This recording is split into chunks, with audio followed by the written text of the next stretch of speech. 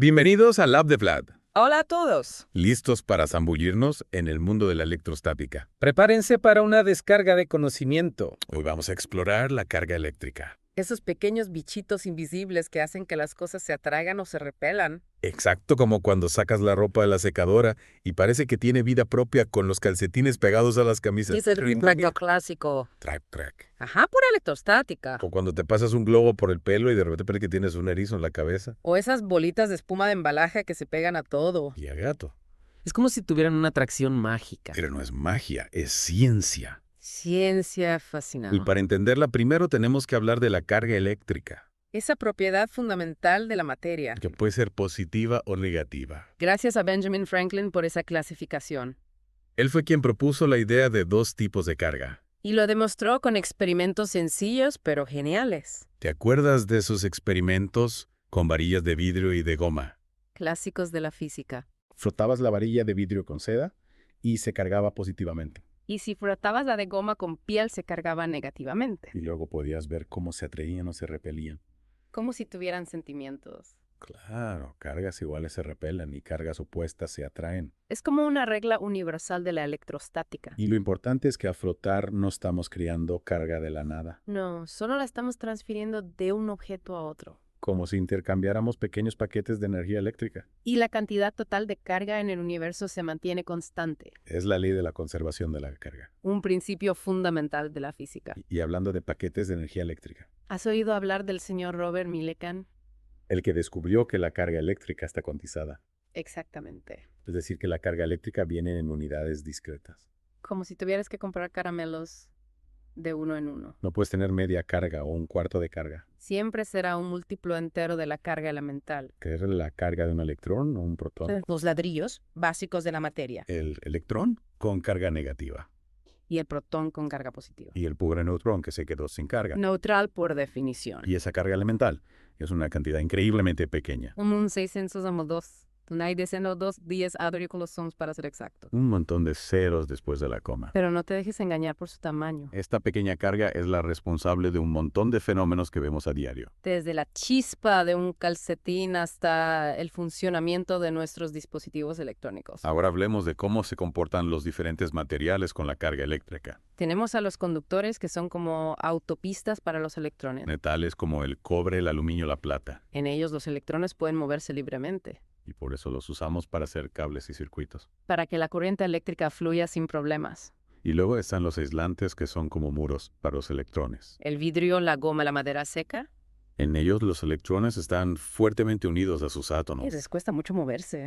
Por eso si frotas un aislante, solo se carga la zona que frotaste. La carga no se extiende por todo el material. En cambio, si cargas un conductor, la carga se distribuye por toda su superficie. Como si fuera un líquido que se expande hasta cubrir todo el recipiente. Fascinante. Y no podemos olvidarnos de los semiconductores. Esos materiales misteriosos que están a medio camino entre conductores y aislantes. Silicio germanio. Su conductividad se puede controlar con precisión. Y son la base de la electrónica moderna. Transistores, chips y todo eso. Y los semiconductores son la clave de la revolución digital. Ahora hablemos de un fenómeno muy curioso, la carga por inducción. Es como magia sin contacto.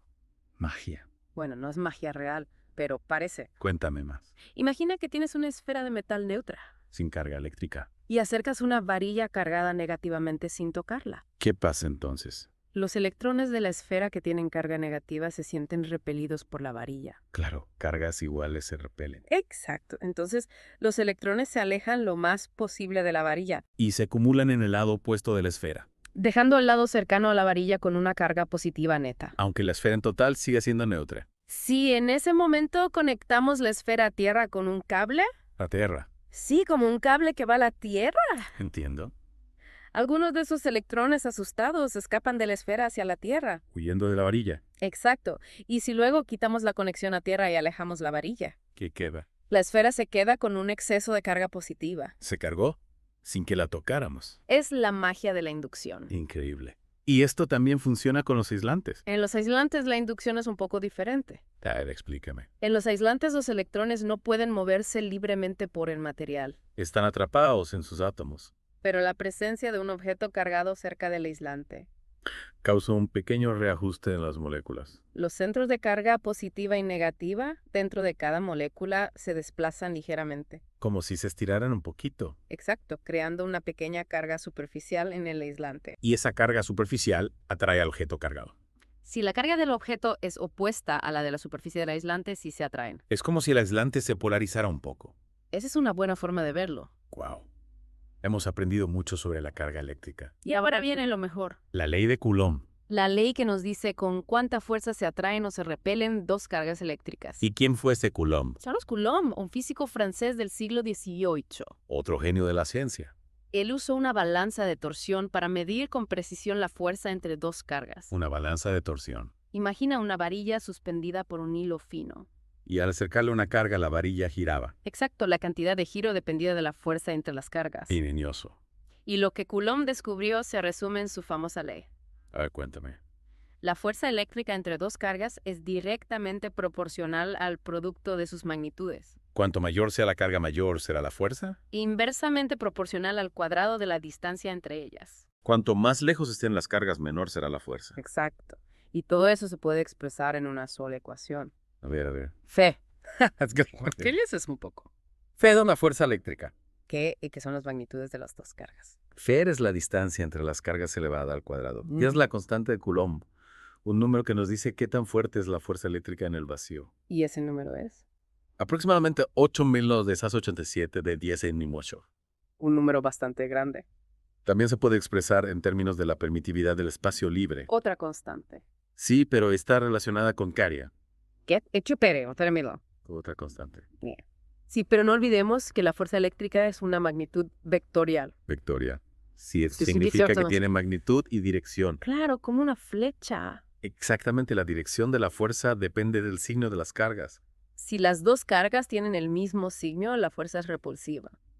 Se empujan entre sí, ¿Y si tienen signos opuestos a fuerzas, atractiva? Se atraen mutuamente. como en el amor y la física. Y si tenemos varias cargas interactuando entre sí. La cosa se complica un poco. Pero no te preocupes, tenemos el principio de superposición. ¿Y eso qué es? El principio de superposición nos dice que la fuerza total sobre una carga es la suma vectorial de las fuerzas individuales que ejercen las demás cargas. Como si cada carga tirara de la carga objetivo con una cuerda. Y la dirección final de la carga dependería de la combinación de todas esas fuerzas. Una analogía muy visual. Y muy útil para analizar sistemas complejos con muchas cargas eléctricas. Bueno, creo que hemos cubierto bastante terreno hoy. Desde los conceptos básicos hasta la ley de Coulomb. Ha sido una inmersión electrizante en el mundo de la electrostática. Y recuerda, esto es solo la punta del iceberg. Hay mucho más por descubrir en el vasto universo de la electricidad y el magnetismo. Y te invitamos a seguir explorando con nosotros. Denle me gusta y suscríbanse. Y no se olviden de la pregunta del día. ¿Te has dado cuenta de que esa pequeña chispa que sientes al tocar a alguien en un día seco tiene mucho que ver con el funcionamiento de tu teléfono móvil? ¿La electrostática está en todas partes? Hasta la próxima.